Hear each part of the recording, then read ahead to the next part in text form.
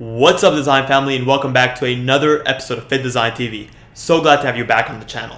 On today's episode, we'll be looking at 6 key metrics to measuring your sales performance. We've done another business-oriented video in the past where we went through how to measure product performance, but this is a little bit different.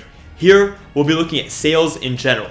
This should give you a better overview of how your fashion brand is doing and ultimately where you need to push and where you need to pull back. As fashion designers, we can often get caught up in the artistic side of the business, but in order to maintain a business, we must treat it as such, as a business. So in this quick episode, we'll go over 6 key metrics and formulas to determine sales, where you need to push and where you need to pull back. Hey guys, and welcome to Fittdesign TV. So glad to have you here. On this channel, we discuss all things sports fashion, graphic design, manufacturing, and technology. We'll discuss key topics, answer pressing questions, and provide actionable steps on starting your own product line. If you're interested in any of the above topics, stick around. You're in for a good one.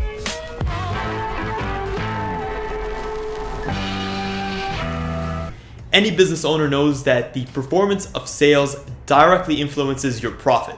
After all, the two are inherently intertwined. The more sales you have, generally, the more profit you can have. Obviously, there are a few caveats to this. In this key episode, we'll look at 6 essential formulas for determining how your sales are doing to make sure that you're on track when it comes to your business growth and your business potential. Number 1 is your sales figures. This can often be referred to as either your sales, your turnover, or your revenue.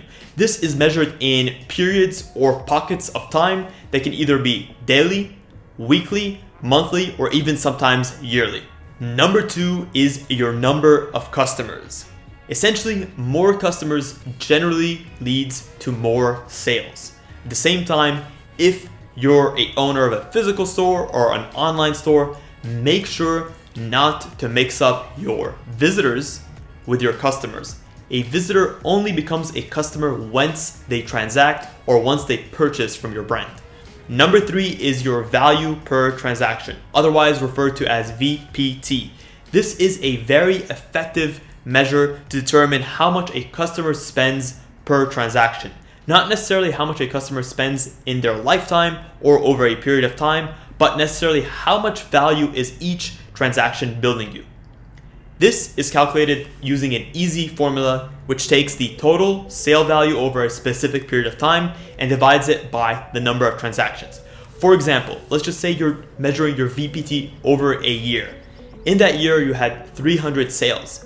That totaled a total revenue of $30,000. In this case, you would take $30,000 as your total sale value and divide it by the number of transactions. This would be 30,000 divided by 300, which would give you your VPT number.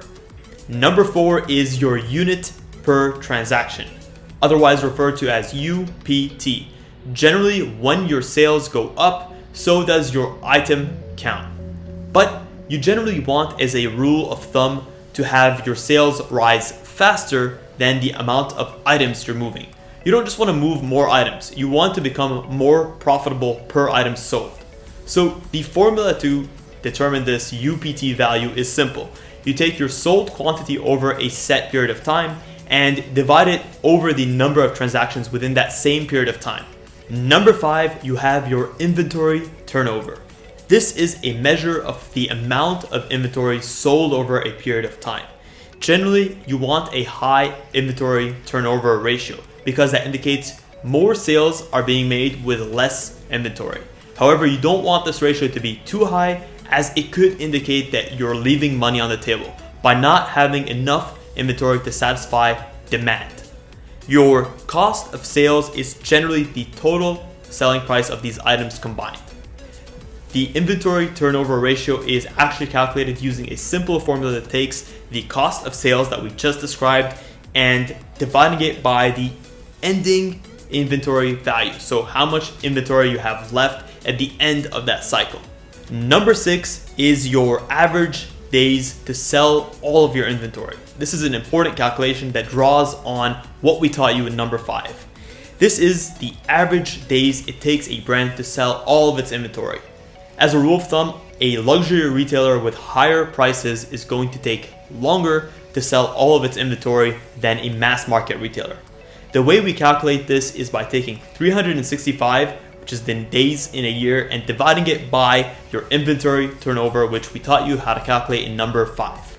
In conclusion, hopefully you guys now have a better idea on how to use the 6 metrics we've outlined in this video to measure the performance of your sales. Always keep a firm ear to the ground when it comes to how your brand is doing. At the end of the day, you need to make sure that you're earning the necessary financial fuel to keep your business moving forward. If you guys enjoyed this video, please consider smashing a thumbs up so that others can see it. And if you haven't subscribed to the channel already, please consider doing so, because we put out great videos on a week-to-week basis, and it would mean the world to us if you joined us on this journey. Thank you guys so much for tuning in to Fittdesign TV. Until next time, stay awesome.